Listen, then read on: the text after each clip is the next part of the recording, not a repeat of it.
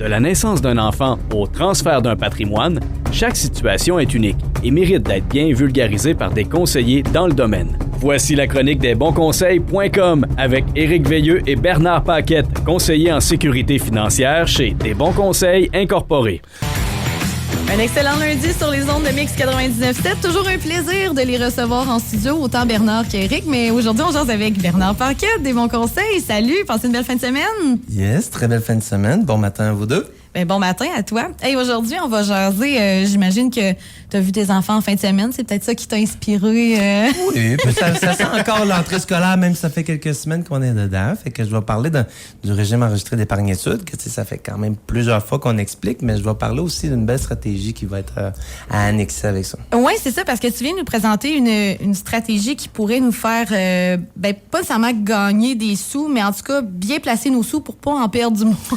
Non, parce que les bonnes habitudes financières, ça commence le plus tôt possible. Là. Ça commence tôt, puis comme bon citoyen, on veut tout bien faire, puis des stratégies, il en existe beaucoup, puis de vouloir toutes les faire à un moment donné, ça prend un sapristi de gros budget pour être capable de toutes les faire. Fait qu'à un moment donné, souvent, on a des choix puis on a des concessions. Lorsqu'on a des enfants, c'est sûr, ça change une vie, puis ça change aussi notre mentalité, puis ça devient notre priorité numéro 1. Fait que, tu sais, on veut tout offrir ce qu'il y a de mieux à notre enfant, mais à un moment donné, le budget, il faut le respecter aussi. Ouais, les ressources commencent à manquer des fois. Exact. Ce qu'on voit le plus souvent, que les gens nous appellent, c'est souvent pour offrir une assurance vie. Parce qu'on le sait, plus je paie tôt une assurance vie, ben moins elle me coûte cher.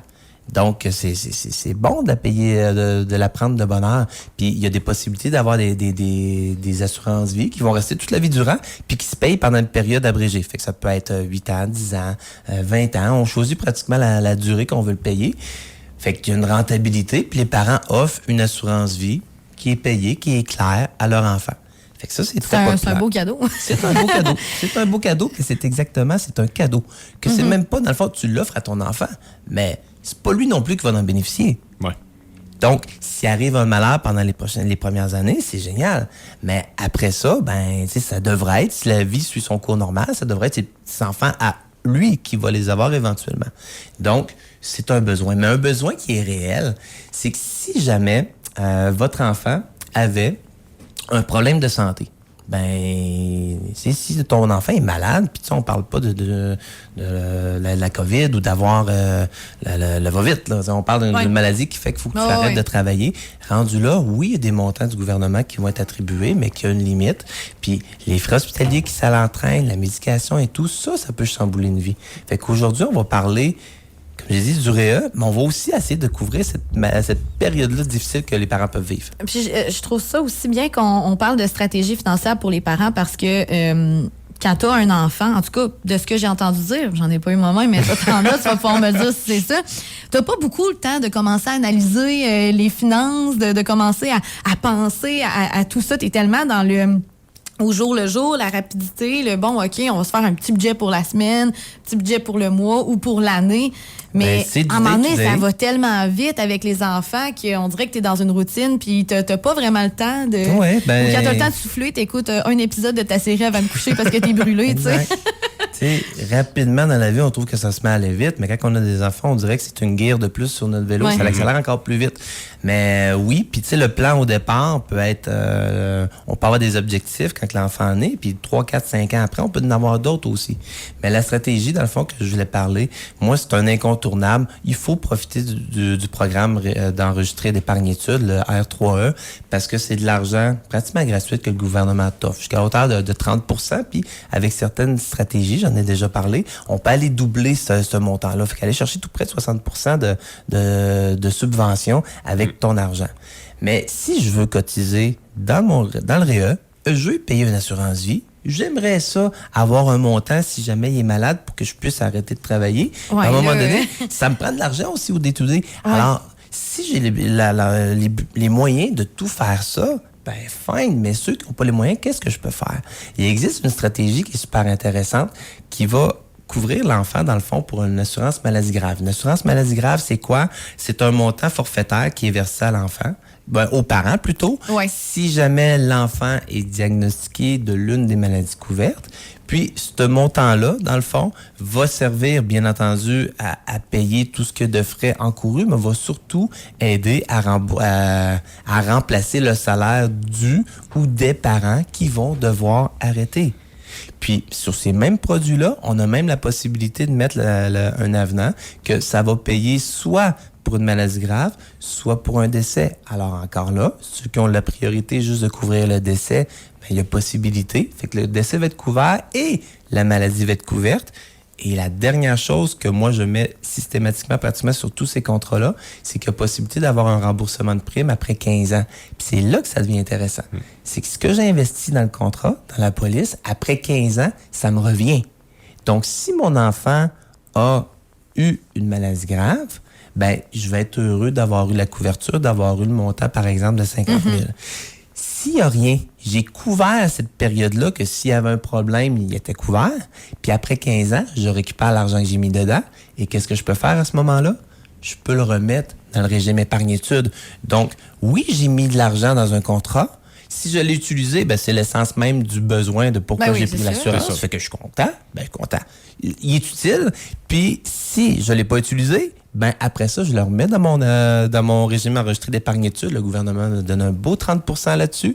Alors, j'ai fait de l'argent en couvrant une période X. Puis, à la fin du régime enregistré d'épargne-études, l'argent revient à qui? Il revient aux parents. Puis à ce moment-là, je peux le remettre encore là dans un autre produit, que ce soit un autre REER, un autre de mes enfants, ou mon propre REER. Donc, on commence à faire du roulement en salle avec la même argent. C'est impressionnant, l'espèce d'effet boule de neige que tu as avec ça. Là. Exact. Dans ce genre d'assurance-là, parce que on parle de maladies graves, là, mais tu sais, c'est niaiseux, mais j'écoutais une série télévisée, puis tu sais, la fille avait 17 ans, puis elle a eu un accident de voiture, puis elle a été à l'hôpital en réhabilitation pendant un genre de 6 mois, puis ses 2 parents ont perdu leur travail parce qu'ils se présentaient plus au travail, parce qu'ils s'occupaient d'elle, tu sais. Mm-hmm. Est-ce que ça couvre aussi les accidents graves? Là? Parce que, tu sais, on le sait pas, là, notre enfant peut avoir un accident. Dans un coma, oui, le coma va être couvert là-dedans. Puis, il y a aussi, toujours dans le même produit que je parle, il y a un avenant compassion qui fait en sorte qu'il y a les stationnements, les frais hospitaliers, dans le fond, vont être couverts par ça. Fait que ça vient rajouter encore sur le montant, dans le fond, qui est couvert avec la maladie grave. Oui, ça peut être... Parce que il y en a qui ont quand même une couverture salariale pour eux-mêmes, là, mais quand c'est ton enfant, mais c'est quoi, là, tu fais quoi? Là? Ça répond pas à la définition d'invalidité. Puis il n'y a pas si longtemps que ça, il n'y avait pratiquement rien. Là, je sais qu'il y a quelque chose, dans le fond, que le gouvernement donne, qui va aider, mais ça vient pas remplacer à 100% ton salaire. Puis malheureusement, ben pas malheureusement, mais les chances sont quand même plus grandes qu'il arrive un de ces événements-là qu'un décès à la base. Donc, c'est un besoin à couvrir. Avec le remboursement de prime, ben, je vais m'assurer que je ne mets pas l'argent dans le vide non plus. Donc, c'est un win-win, puis ça me permet d'avoir différentes protections, fait que toucher un peu à toutes, puis de pouvoir quand même rentabiliser, ce qui, selon moi, est le meilleur investissement, le REER.